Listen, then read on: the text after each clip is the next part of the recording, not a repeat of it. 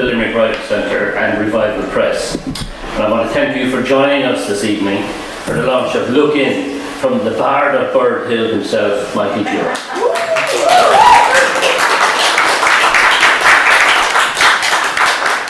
This is the second book launch of this year's April is Poetry Month in Limerick.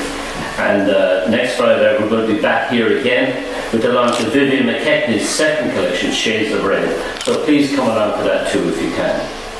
This is Michael's fourth collection of poetry from Revival Press and marks the 220th title that we've published since we began our community publishing program in 2008. Since then, we've managed to straddle just about every genre you could think of: poetry, short story, memoir, history, and the novel, all driven by one simple motivation: to publish and promote writing within the community. Michael has consistently produced first-class work, and I've no doubt this new book will delight readers once again. Since we published his first collection in 2018, he has quite deservedly gained wider and wider recognition in the poetry world. And I'm certain that Look In will only strengthen that reputation. Revival Press is genuinely proud to publish him. This new collection is written by someone who clearly loves poetry's full toolkit: rhyme, refrain, metre, various forms, and musicality. And who also loves the world that shaped him: pop music, sport, Irish rural life, film, childhood, and the long shadow of history. Michael Durack is a poet who knows his world and knows how to bring it to the page with clarity, affection, and the occasional smile. As a community press, our aim is always to give writers and poets the opportunity to see their work in print. We actively encourage writers of all kinds, from the care-minded to those who write for pleasure, healing, personal growth, insight, or simply to tell a good story. At the Limerick Writers Centre, we value literature not just for its literary value, but for its transformative power for individuals and for society.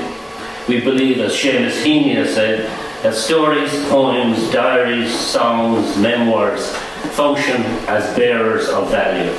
And we take that seriously, even if we don't always take ourselves too seriously. I'm delighted to see such a great crowd here tonight for two reasons. First, it's wonderful to celebrate Mike's new work and to help him bring it to a wider audience. Secondly, it's through the sale of books like Michael's that we can continue to reinvest and publish new writers. So when you buy his book, you're not only supporting him, you're supporting the next generation of local writers too. Consider it literary recycling. To conclude, I'd like to thank a few people who helped make this evening possible: Michael himself for trusting us once again with his work, and Edward O'Dwyer, who will shortly launch this collection, William O'Neill and his staff here at the People's Museum, and my own colleagues who have unfailingly supported our efforts over the years. Thank you all and enjoy the evening. I'm now going to hand you over to another talented poet, the one and only Edward O'Dwyer, to properly introduce you to Look In. Edward. Thanks, Dominic. I was trying to keep it quiet from Michael that today is my birthday, but he knows anyway. Happy birthday to you. Happy birthday, dear Edward. Happy birthday to you.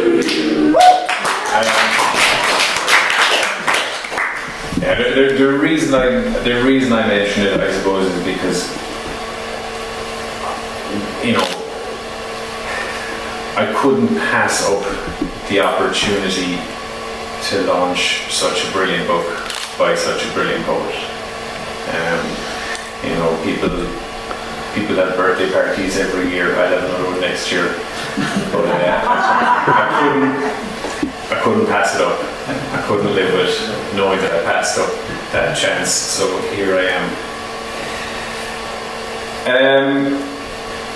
So I've read the book a couple of times now, because I read it when I was writing a blurb for it, and I read it again just last week. And sometimes you have to sometimes you have to write. Sometimes you're doing these things, and you're looking for what you love about the book. It's very easy to find in relation to Michael's new book.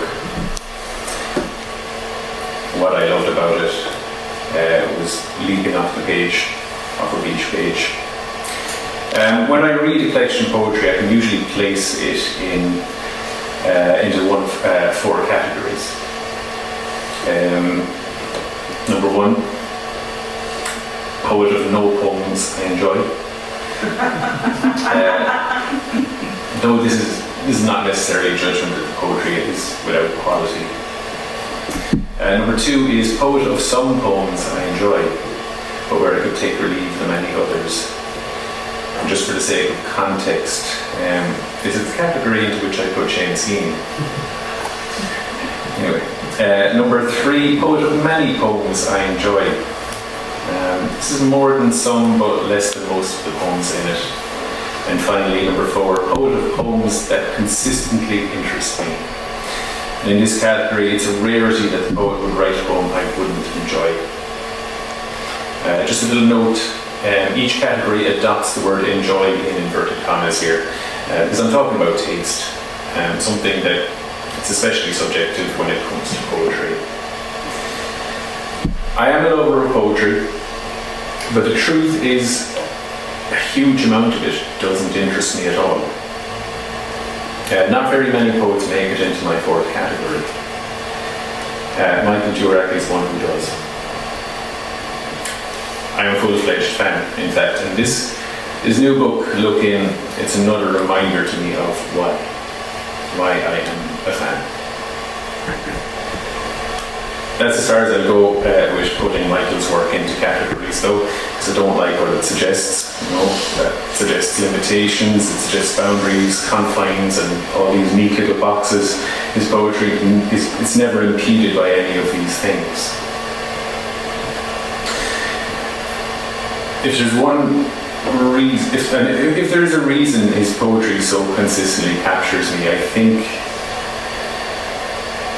why it captures my enjoyment so consistently, I think it comes down to his carefully honed poetic vision.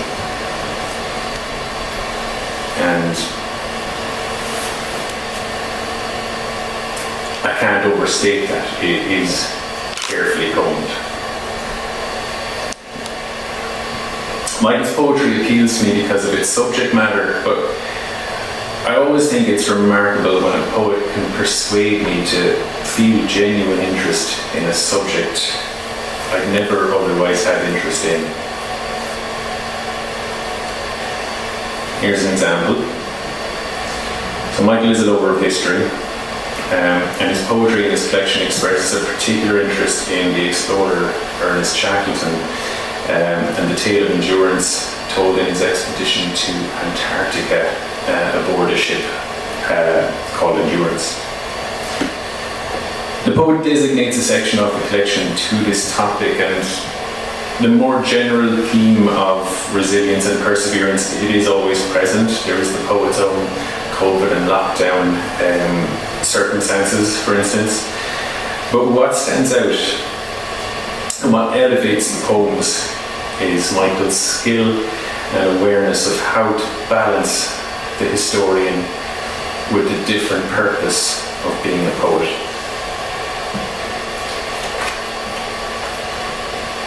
He takes a look in from the angles he prefers. He focuses his poetry lens on the details that he deems more fertile soil for poetry. And Hussey's Banjo is a poem in it that I think is a perfect example of what I'm talking about. Shackleton makes an exception to the rules for each crew member's weight allowance in personal belongings. And he makes this allowance for a 5-string zither banjo. History records facts, often without feelings. But the image of the penguin's response to the mental medicine of music. Gives the topic unexpected whimsy and warmth. And this whimsy and warmth just wasn't something I bargained for in that poem, and then it happened. And I think this was an image that, well, if you can pardon the pun, it endured after reading the poem. He writes in that poem, "They say the penguins, though repulsed by his Scottish airs, warmed to it's a long way to Tipperary." But yeah, it's a beautiful and unexpected image.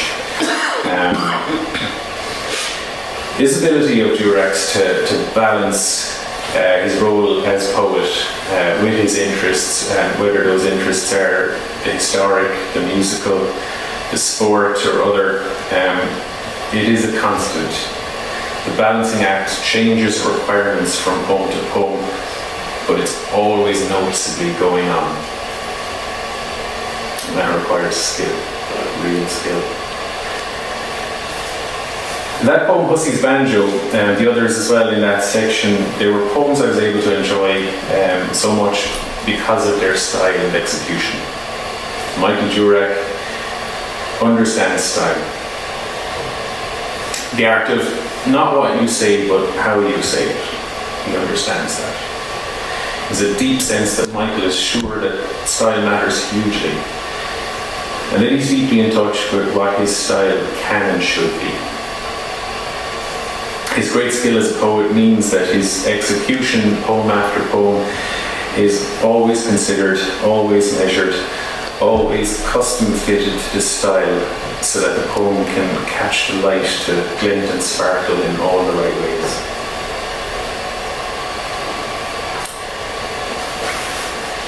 I had an idea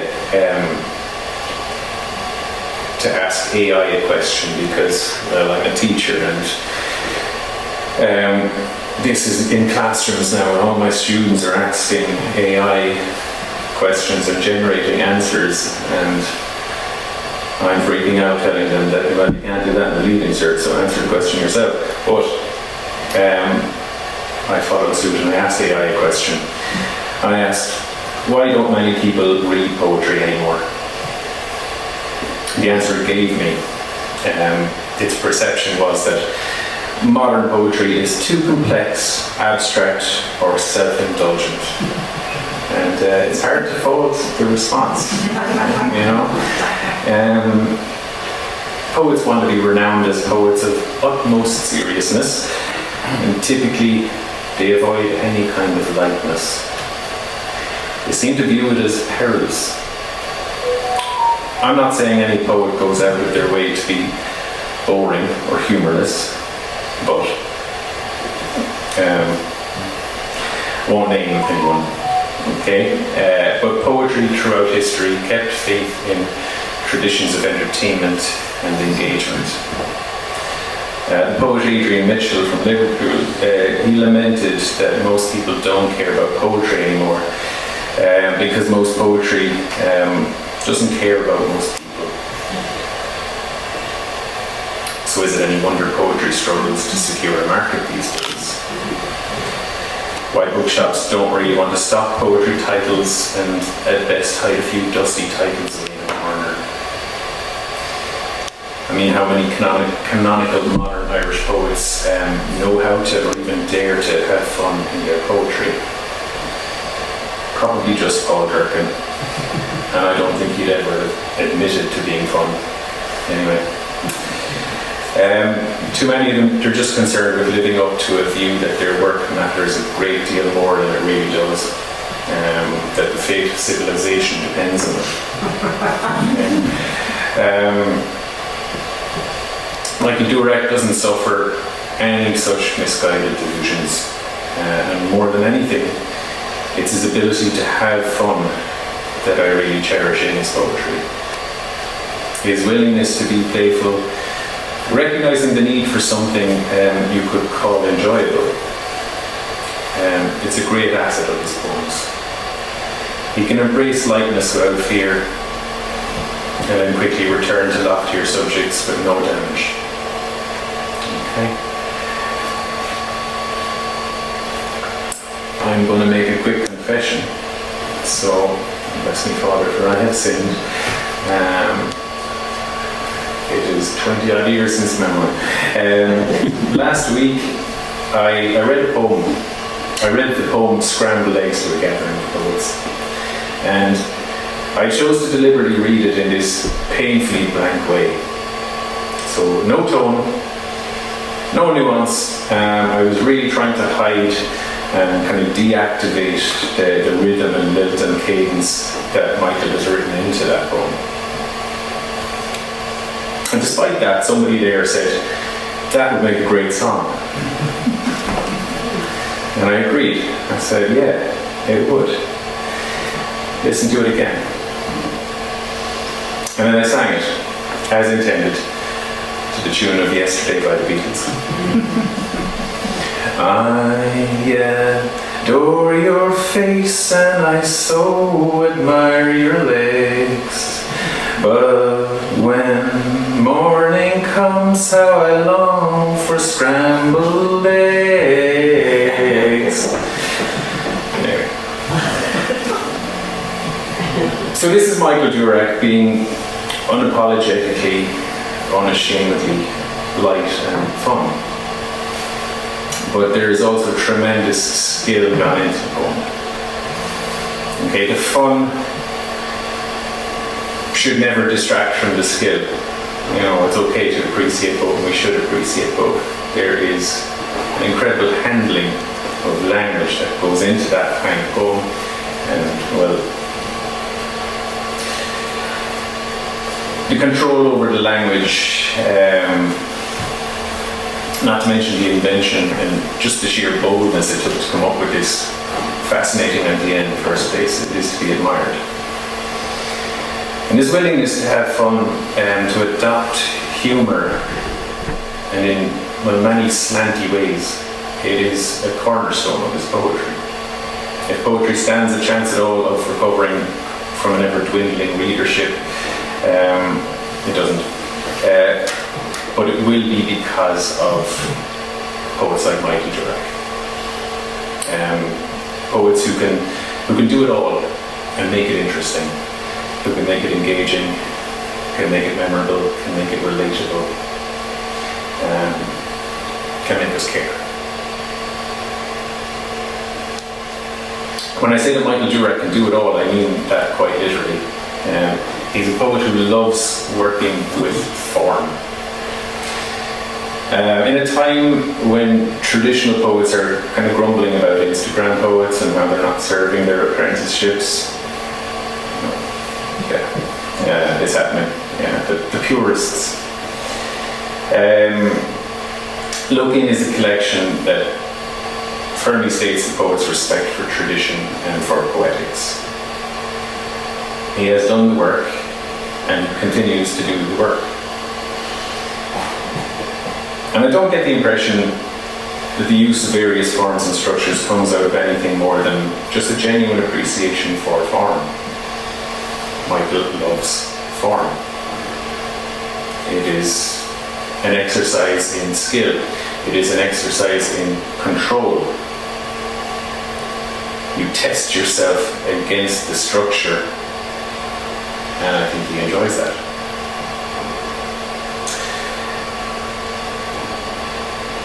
There's a deep love of form, and there's a desire to work in a variety of forms. So for anyone who's looking to expand their repertoire, I think this collection is just as valuable as any book that was written as a how-to manual.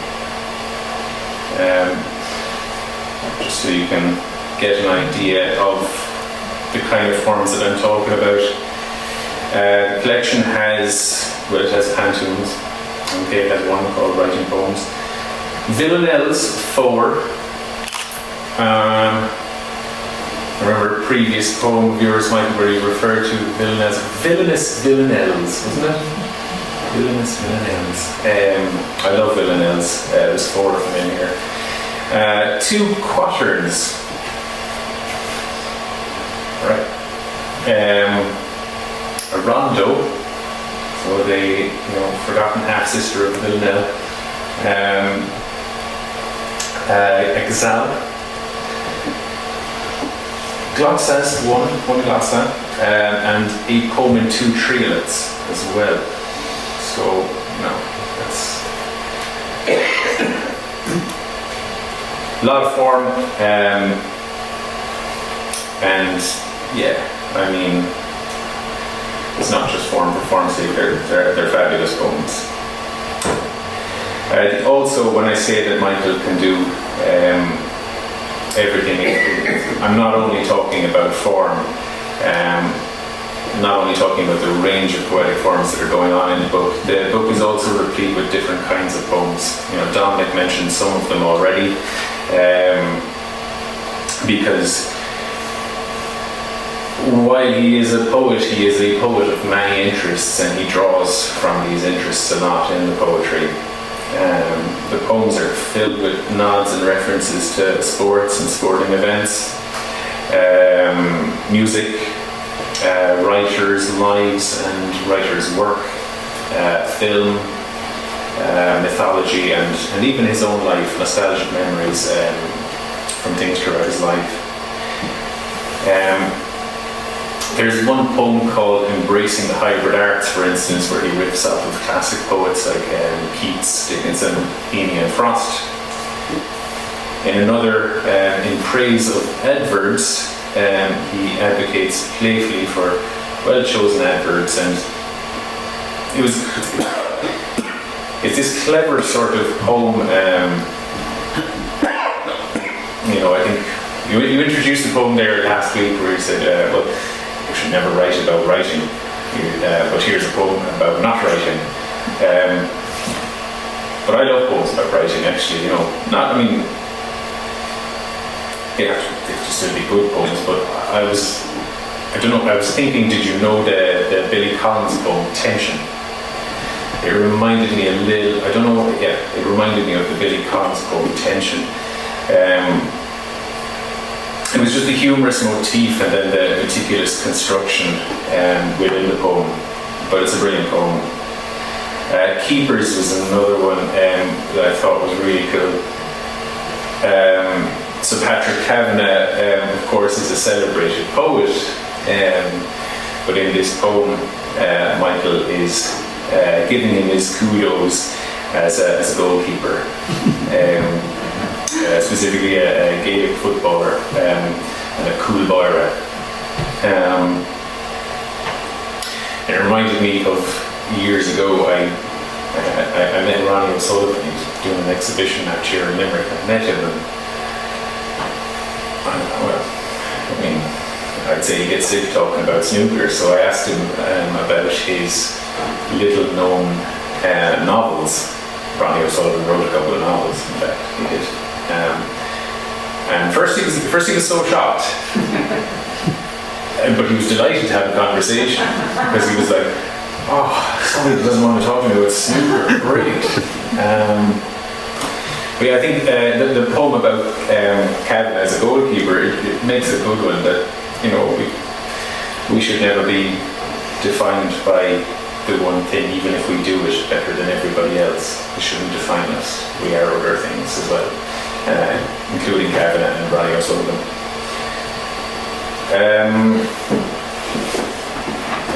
The pursuit of Diarmid and Grania as well takes the mythic, and I liked how it reframed it, gave it this contemporary freshness, which is not easy to do. Okay, so it's great and all to go to the mythology well. How can you make it contemporary and fresh? That's exactly what he does.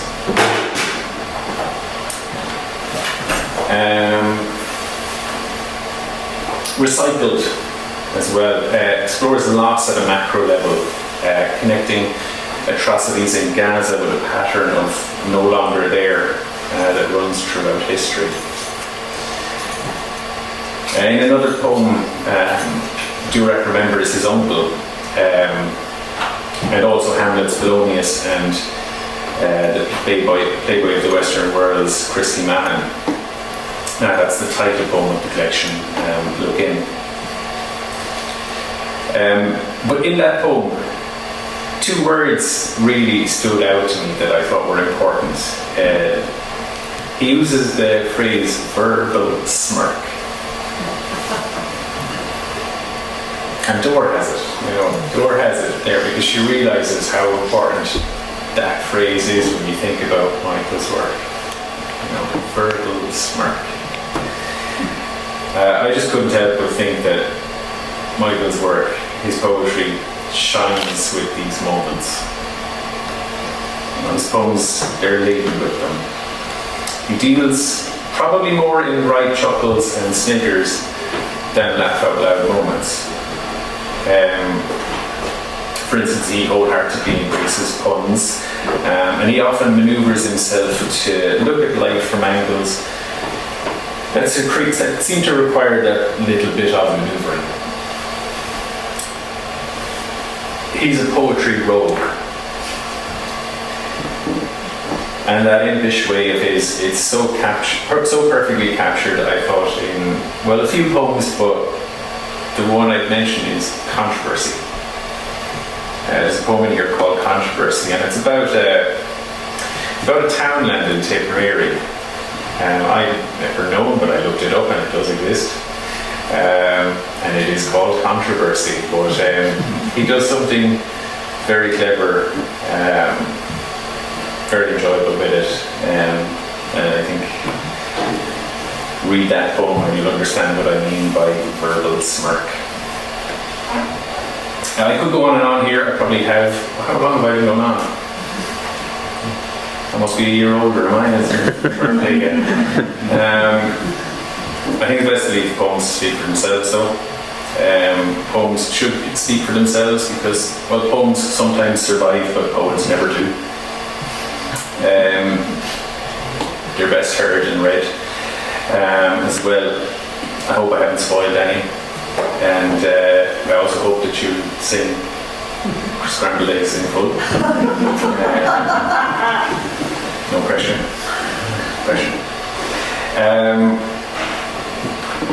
I think we should all just do now what the book tells us to do. We should look in.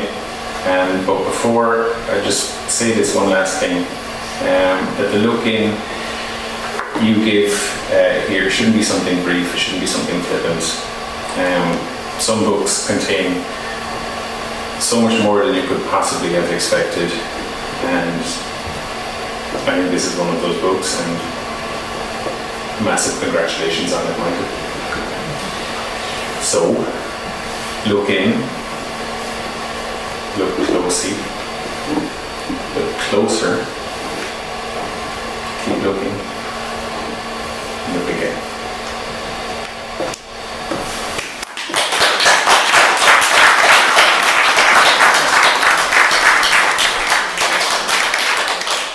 Thank you, Edward, for that wonderful insight into Michael's new work.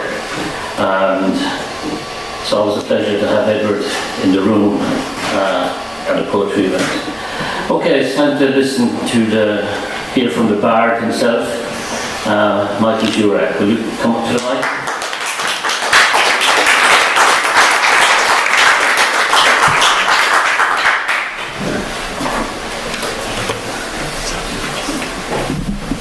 I'm a little bit stunned by that address. Don't know how to respond. I'll have to take time while I can manage maybe a smirk without verbals.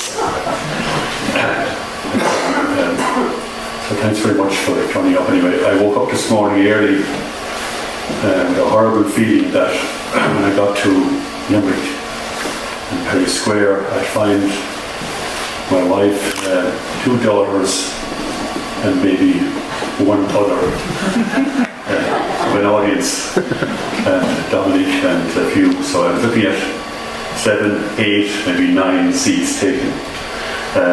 Thankfully, it hasn't. My fears weren't realised. Anyway, I don't know where to start with thanking Edward. I might start by going back 13 years to a night in the White House. I had been, to use a water metaphor, paddling in the shallow waters of the Killaloe Writers Group for some years.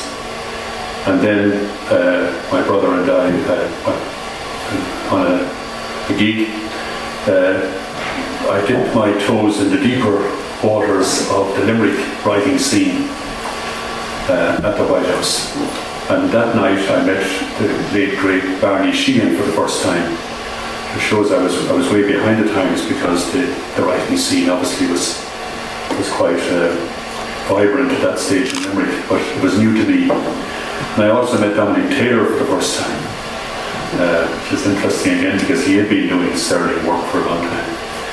And I think I met Edward O'Dwyer for the first time. He was among the open mic readers that night. I didn't realise actually he was on the cusp of his first collection with Salmon, the Rain on Cruises Street.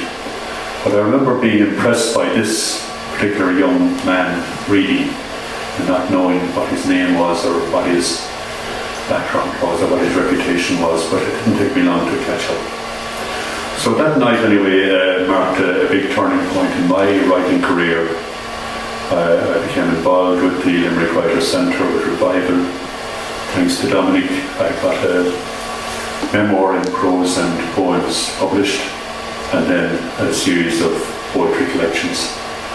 And I'd like to thank Dominic and the Writers' Centre for all the opportunities that the centre gave me, reading opportunities, publishing opportunities, a chance to meet some very interesting poets. So, just while I'm at it as well, I'd just like to thank people like Dora Cipher and the Zoom people who connected me with an awful lot of great poets from home and abroad, and certainly expanded my horizons, and I'm still involved with some of those, maybe to a lesser extent. So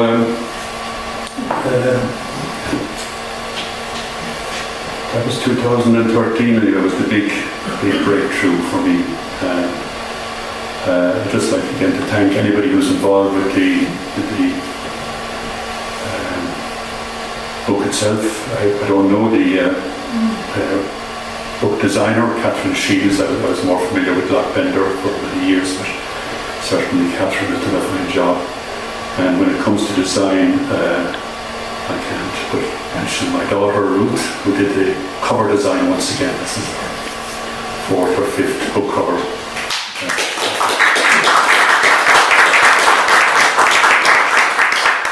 Maximum of efficiency and precision and minimum of fuss, which we wouldn't have said maybe 4 or 5 or 10 years ago. Certainly this one.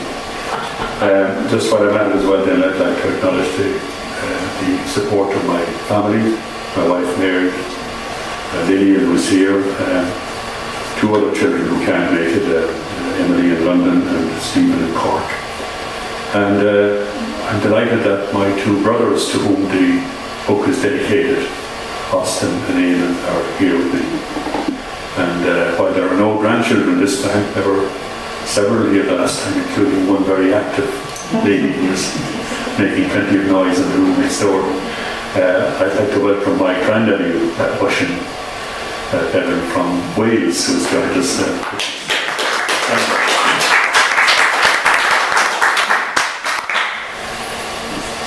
So I hope I haven't left anybody out or omitted anything big. As I say, I was expecting the worst when it came to the attendance.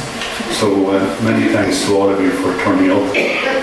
Delighted to see fellow writers from the Limerick writers scene, neighbours from Killaloo, Villanelles, and as I say, family and friends. So I suppose I'm going to get on and read a few poems. You might be expecting me to do that. The book has 4 sections, so I'll read a sample from each.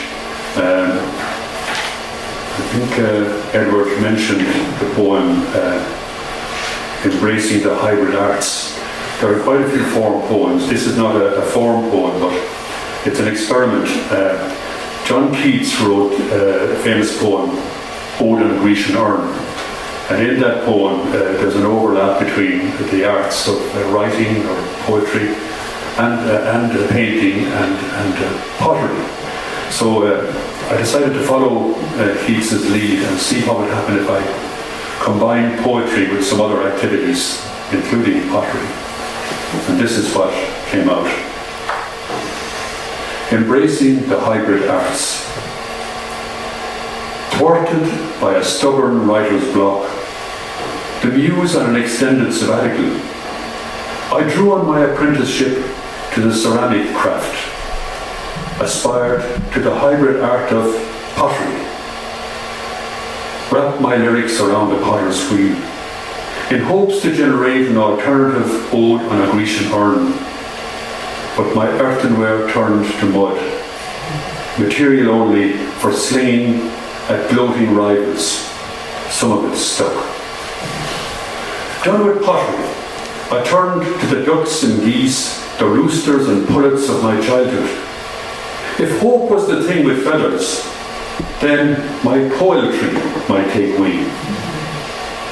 Assume the soft acoustics of frost's downy flakes.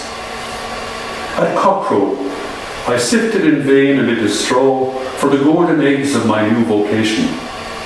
Looked up and saw arrayed on beams like chickens my rejected poems coming home to roost. Pete Boggs were Heaney's early inspiration.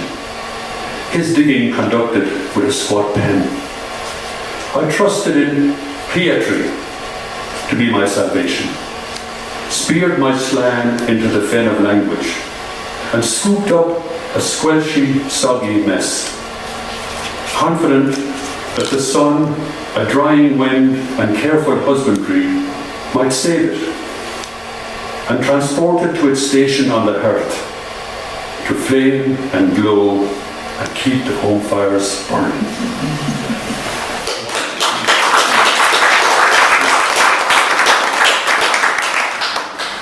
This next poem isn't a form poem, although in a way it is. It's a poem with a pattern, and it's a pattern I've used previously in previous collections, writing about the music of the 1960s,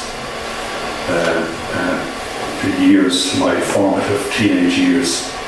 So this one is called Love and the New Musical Express, 1967 to 1969. High teens, late 60s, our eyes and ears on the pop charts. Beatles and Stones, Monkeys and Hollies, Four Tops, Manfred Mann. To all intents and purposes, a man's world. But hey, for every boy named Sue, a girl called Jessamine, or Eloise, or Eleanor. For every brother who ain't heavy, a Jennifer Eccles, a Carrie Ann, or a Sorry Suzanne. For every man of the world, a Georgie girl, a Rosie, a Judy in disguise. For every Matthew son, a Delilah, a Bernadette, a Walk Away Renee. For every son of Hickory Horace Tramp, a Daughter of Darkness, a Lady Madonna, a Lily the Pink. For every Mighty Quinn, a Ruby Tuesday, a Pamela, an Eleanor Rigby. Back in the real world, remote from that hit parade, we gambled our emotions in the lottery of love. For every John and Danny, a Mary, a Martha, a Phyllis, a Sheila. For every Mike or Barry, a Kitty, a Frida, a Margaret, an Anne. Girls in their teenage glory, whose allure was off the charts. A treasure trove of memories, a trail of broken hearts.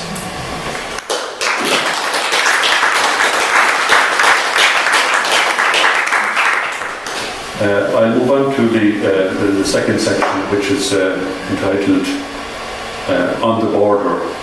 And the title poem of that section is set on the contentious US-Mexican border, beloved of Donald Trump. No mention of Trump in this. In fact, the poem is all about three great songs set on that border near the Rio Grande, down near El Paso. And one of the songs, Spanish is the Loving Tongue, was given, to my mind, its best rendition by the Irish singer Liam Clancy. And Liam Clancy comes from a border country as well, Tipperary, Waterford border down in Carrick-on-Shore. So I've incorporated him into the border. On the border.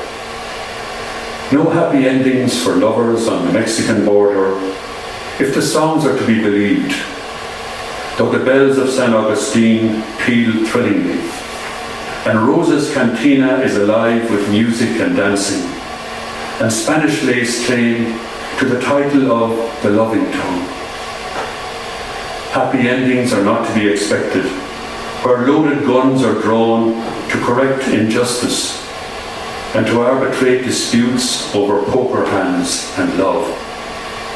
So, Gordon Lightfoot's shadowy Miguel crosses the border, swims the river once too often to see his true love's smiling face again. And Marty Robbins's smitten Texan cowboy returns to El Paso, where his life is deemed worthless, to die in the arms of Felina, the Mexican girl. The protagonist of Charles Badger Clark's song lives to tell the tale, but at a cost. To cross the line would be to die. So he must renounce the girl who taught him the loving tongue, must break her heart and lose his own. Mi amor, mi corazón. Liam Clancy was raised in Carrick on the River Suir, speaking the languages of ancestral Gael and coloniser English. In a town where the feuds of the Tipperary-Waterford border were settled on the hurling field with come-ons and slitters. Bonnie-clad Clancy brother, authentic voice of that star-crossed lover, aching for a girl somewhere down Sonora way, who spoke the loving Spanish tongue. Adios, mi corazón.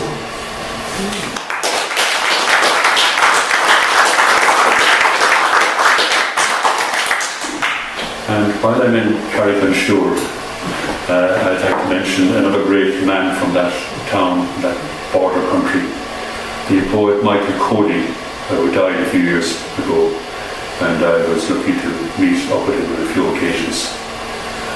Michael had two poems, at least, dealing with vanished structures or buildings, and one in a hotel in Tipperary, and the other was a typewriter factory in Connecticut, where Michael's father once worked.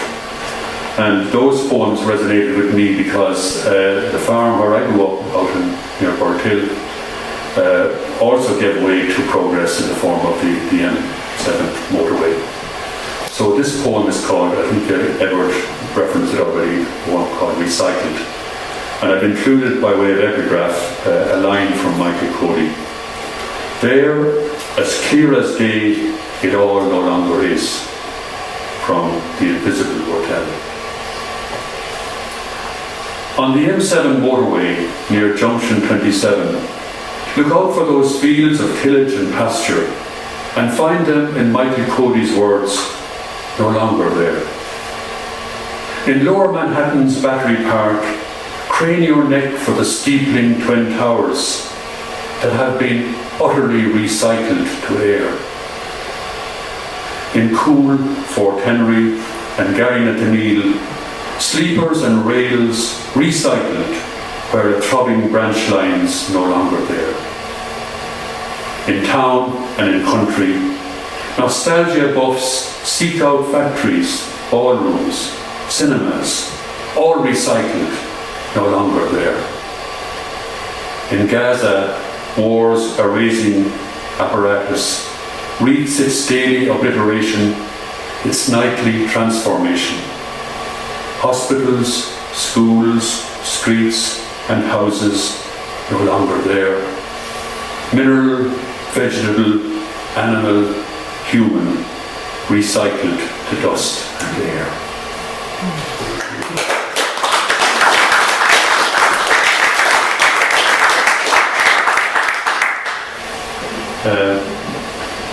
poems about endurance. The third section is a 10-poem sequence about the endurance expedition. For those who don't know much about Shackleton and the expedition, I've included a one-page prose introduction or explanation. So Edward mentioned the Hussey's Banjo, and that was the poem actually I had chosen to read. So I don't think he's spoiled it for me or for anybody. The ship was beset by ice after a few months, and then after floating around in the ice sheets for cuts of a year, the men camped out on the ice, and when the ice became unstable, they had to take the lifeboats and head for the nearest land. At that point, they were given the 2-pound ration for their personal possessions, and the only exceptions were the medical supplies and the banjo. This is where Hussey comes in. I have 2 poems about Hussey's banjo. Actually, the second one is where it is, and it's missing string. I compare the missing string to a frost-bitten foot missing a toe. Anyway, the banjo is now in a museum in Greenwich. So Hussey's banjo, 2 pounds per man, the weight allowance for the personal belongings of the men of endurance. When they abandoned the ice floe they named Camp Patience, to hazard survival on Paulette or Elephant Island. 2 exceptions to that 2-pound rule. The surgeon's medical supplies and Hussey's musical instrument, a 5-string zither banjo that Shackleton deemed brain food and vital mental medicine. So, while the James Caird rode the monstrous waves of the Southern Ocean, seeking a lifeline in South Georgia, the men on Elephant Island formed a male voice choir for Saturday concerts in the Snuggery or Billabong, and the little meteorologist with his 6-tune repertoire lifted their spirits. They say the penguins, though repulsed by his Scottish airs, warmed to "It's a Long Way to Tipperary." At the mercy of fate, back up beyond, 22 men sheltering under 2 upturned boats, the stuttering notes of Hussey's cheerful banjo perforating the endless Antarctic winter night.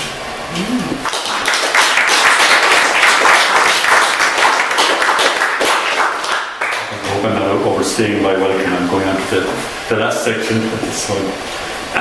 So the last section has the subheading of the full Irish, and the poems in it are all set in Ireland or include memories of personal memories and so on. I live in Ballina on the Tipperary side of the River Shannon, and across the river in Killaloo is a building, the shell of an old cinema, which was formerly the Astor Cinema. I think it closed sometime in the late 60s. And in its heyday, it was a typical small town flea pit, satisfying all the usual stereotypes. The equipment often broke down. The audiences were boisterous, especially the matinee audiences on Sundays and so on. And it had a cantankerous proprietor armed with a torch to quell riots and disturbances. So this poem is actually based on a story my late father-in-law told me about one occasion in the Astor Cinema. I call it a science lesson at the Astor. Sunday matinee in our cinema paradiso. A posse storming through Monument Valley. Thundering hooves, gunfire, dust and smoke. But whoa, the screen's gone flickering pale. Bedlam in the stalls. Catcalls and stomping feet. Before the proprietor stiffly mounts the stage, bearing a piece of apparatus, a connector no bigger than a small screw. And says he, our local Alfredo, brandishing the offending part, look at the size of this fucking thing. This is what's holding up the whole show. Order restored. The mob, like the posse, reined in, disarmed, rendered speechless by the unanswerable eloquence of science.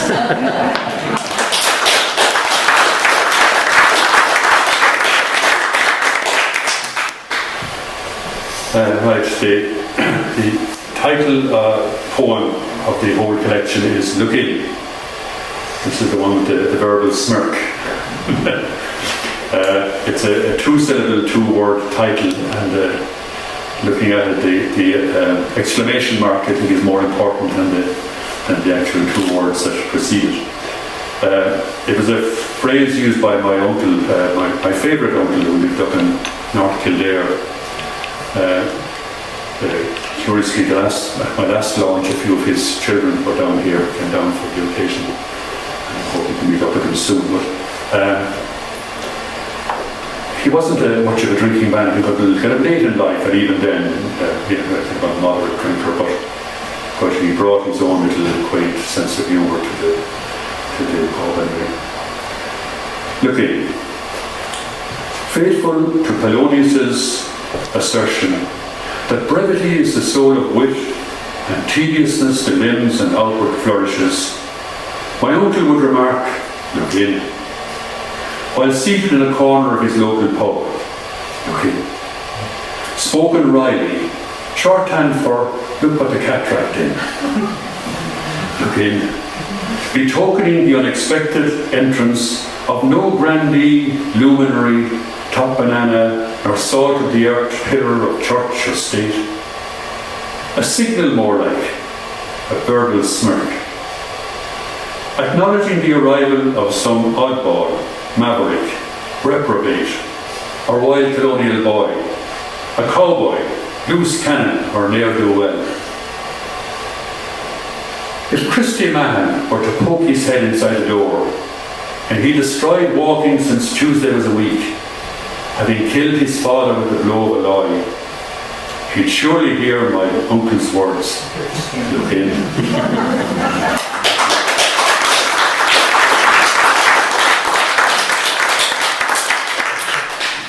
So I think I'll read just one more before I do again. Thanks very much for your attendance and attention.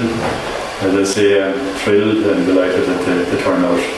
I'm greatly relieved.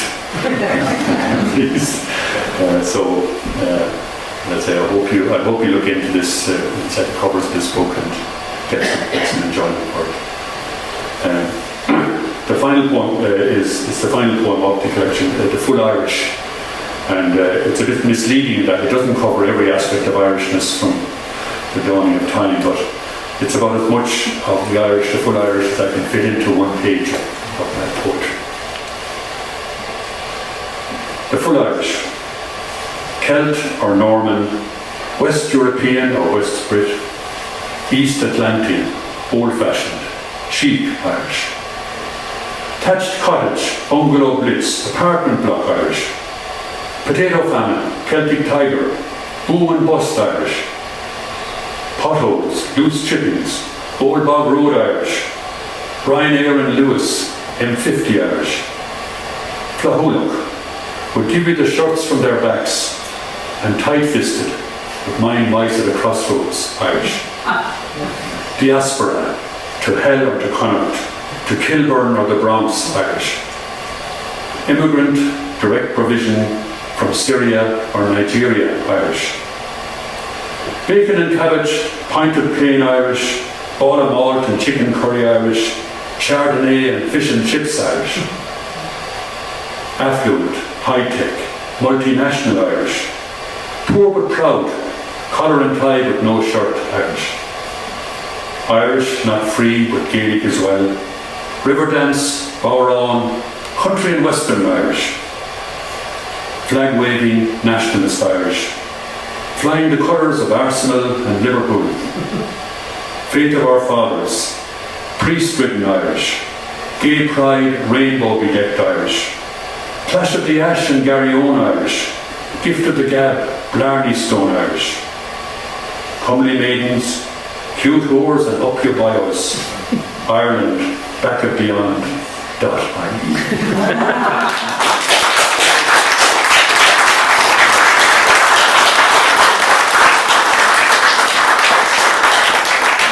Well read as well as well written. Okay, that's about the end of the evening for now. The rest of it up to you to buy the book. It was never a better time because it's only about 200 days to Christmas.